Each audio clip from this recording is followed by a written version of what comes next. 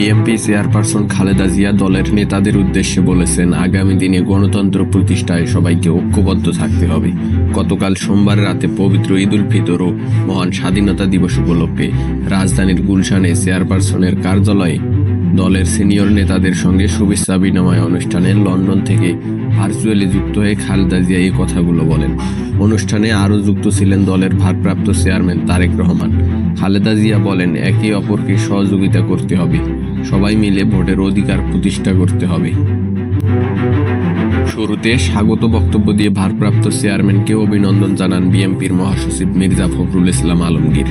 এরপর ভারপ্রাপ্ত চেয়ারম্যান সবাইকে ঈদের শুভেচ্ছা জানিয়ে দলীয় চেয়ারপারসন খালেদা জিয়াকে বক্তব্য দেওয়ার অনুরোধ করেন। সবার উদ্দেশ্যে বিএনপি চেয়ারপারসন বলেন, আপনাদের এত ত্যাগ ও সংগ্রাম বৃথা যায়নি এবং যাবে না।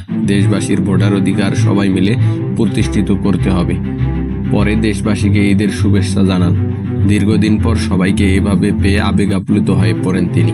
এ সময় আগামীর পথ চলায় দেশবাসীর দোয়া ও আল্লাহর সাহায্য কামনা করেন।